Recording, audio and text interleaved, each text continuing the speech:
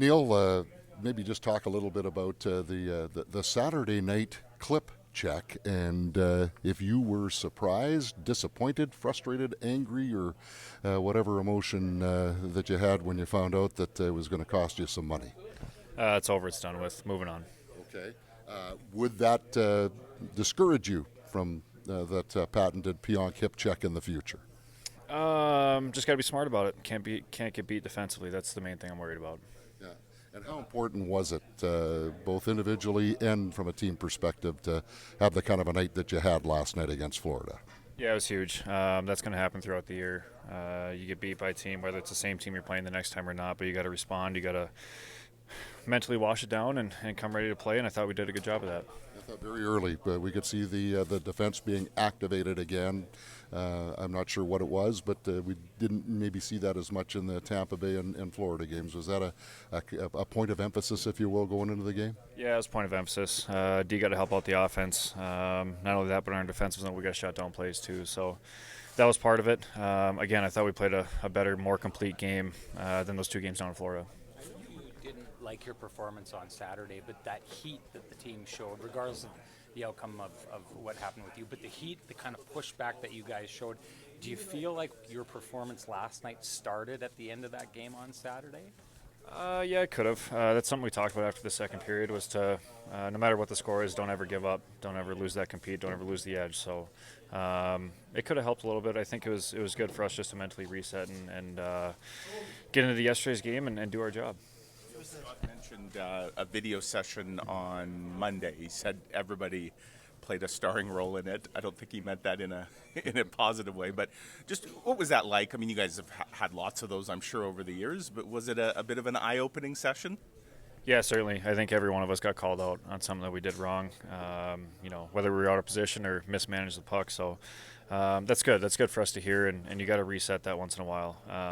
So, yeah, we corrected those mistakes for the most part last night and got the job done.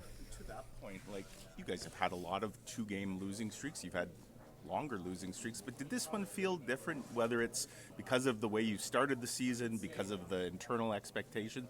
Did this feel like it took it more personally maybe than a normal two-game streak?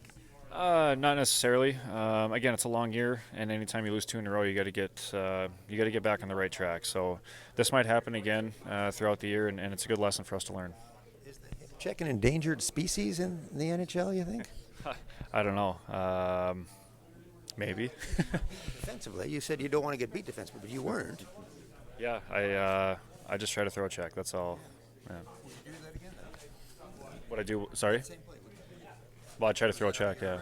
No, I try to do it again. You got to be smart about it. I can't take a penalty. Don't want to take a penalty. Put the team down shorthanded. So. I know. I'm just saying in the future I can't take a penalty. Yeah. Kyle talked about there are lessons to be learned in what just happened over these last two games that could be used in the playoffs. So what lessons do you take away from that you think come April you can lean on? Well, I think it's kind of rare to play a team back-to-back in the regular season, so I think that's a lesson that you can take from November into the playoffs. You play a team back-to-back down in their building, and then get beat up pretty good in their building, and we respond well, especially in the first period. You come out in the first period, and you're up 2-0, so that was a good lesson for us to learn, and hopefully we carry that throughout the year. Leaders lead, and some leaders are guys that don't even wear letters. Scott O'Neill, after the game yesterday, talked about Kyle Connor, Mark Scheifele, how they drive the team in a lot of ways. They drive practices. Just from as a teammate of theirs, what are you seeing? Those guys, I think they're tied for the team lead. They both have 12 goals. They kind of driving the bus in a lot of ways? Yeah, certainly. I know Scheif's one of those guys that gets on the ice early, stays on the ice late, constantly working on his game. And not only that, you can go up to him and ask him for some advice too. And then Casey's not the most vocal guy, but he drives it too. You can see his energy last night. Creating scoring chances, and that's how he leads. And then the odd time that he does speak up in the locker room, everybody listens because it's usually pretty important. What advice would you get from Mark? A lot of advice. He probably has a whole book for me. No, we've talked about some stuff before, but yeah, it's nice to bounce ideas off of him. Any fighting tips? Don't ask me. No, ask him. Yeah, maybe I could ask him. Just enough time to do the laundry and head back out on the road here for... Do the laundry, grab all the underwear you own, and go back on the road. I guess with some snow coming, it's not the worst time to get away for a while. Yeah, I guess so. That's a good way to look at it.